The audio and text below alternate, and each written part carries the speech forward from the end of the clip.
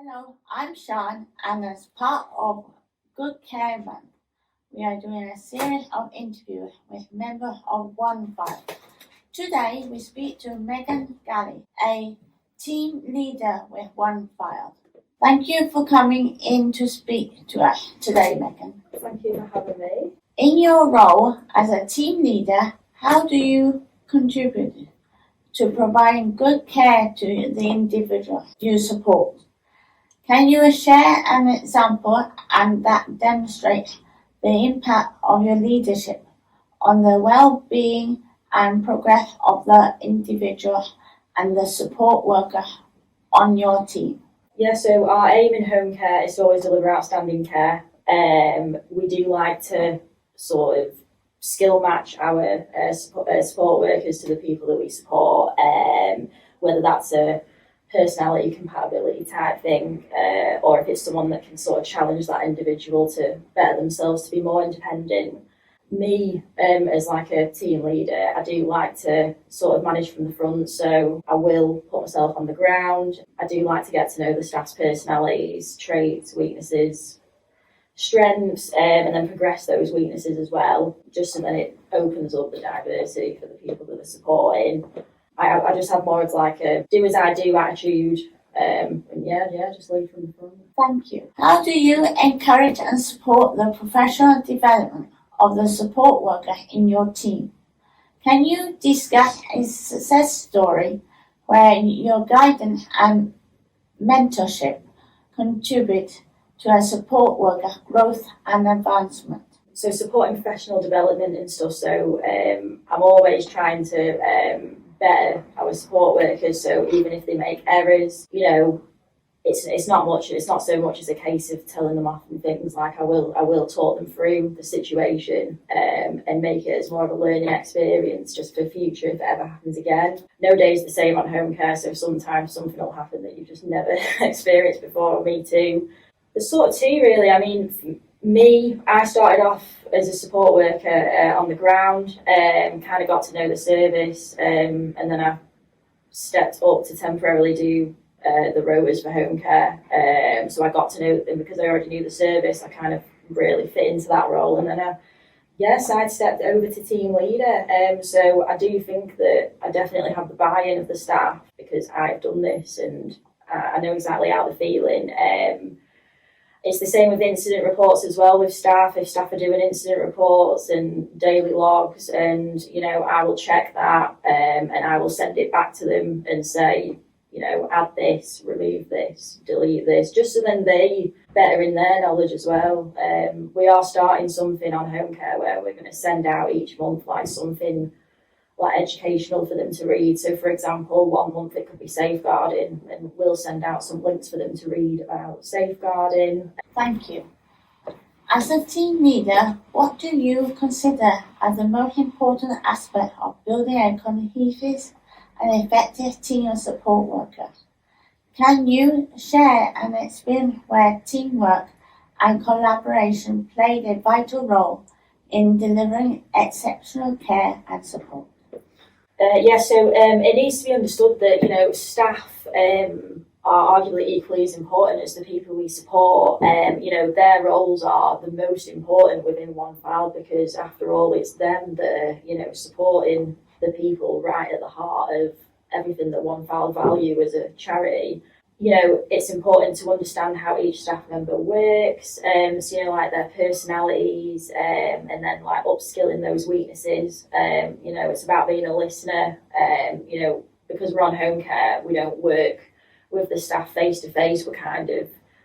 We really have to rely on communication. So I'm literally always on my phone. As soon as I'm putting the phone down, someone else is ringing me. But it's keeping that communication. And like I say, I will put myself on shift as well to keep myself in the loop with everything that's going on.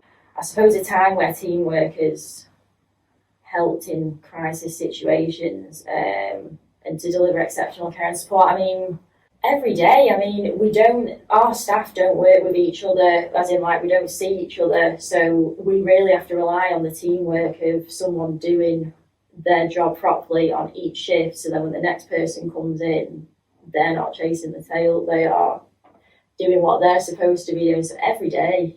And as long as everyone's singing from the same hymn sheet and communication's open, and I feel like it is vital communication for teamwork. So, How do you ensure that the support provided by your team is person-centered and aligned with the unique need and aspiration of the individual you support?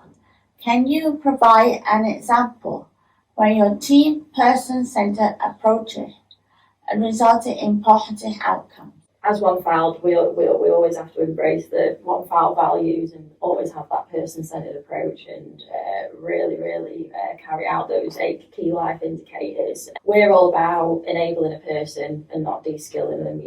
If they are able to make a cup of tea, change the bed, things like that, we will obviously never ever take that skill away from them.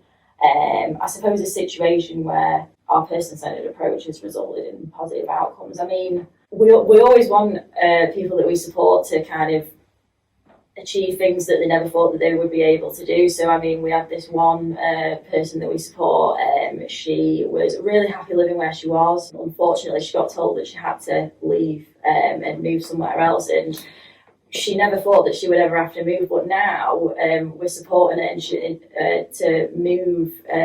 But in the positive outcome is that she's going to own that house herself, and it's going to be hers. She's finally got a garden. She can finally put up all those little wildlife things in her back garden. It was really hard for her, but I think we really supported her to be so independent to the point where she just can't wait now to move. We support people to.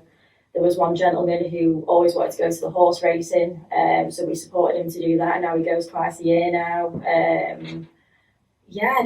All the time. I think it's just I think you just need to have a sit down with these people and say, what do you want to do? And some of the things that they come out with is more than achievable. We're always taking people abroad. We're always taking people away. We're always taking people to concerts, just whatever. Thank you. And finally, what measures do you take to maintain a positive and supportive work environment within your team? Can you share a story that exemplifies the positive impact of the work culture on the individual you support and the support worker on your team? For me, I suppose it's always keeping in touch with the staff and the people we support. I do make a point of ringing. I mean, there's 60 people that we oversee, and sometimes it can be hard to keep in touch with them all day, every day. But I do make a point of trying to at least get in touch with all of them each week, just so I know. And it doesn't matter how big or small the package is. Even if we support someone for an hour a day, I always make sure that everyone is in the loop. I have really good relationships and make a point of having good relationships with family members. It doesn't matter how big or small the package is. Everyone is as important as each other. I'm always supporting progression. I'm always training people to progress into either being like a team leader or kind of like follow the steps of what I've done. Like what I said before, it's like it's a do as I do attitude and sort of leading by example. And I'm always about sort of like embedding those One Fylde values into the staff, and also like to get that across to the family members as well and the people that we support. Well, thank you, Megan, for coming in today and explaining what you do.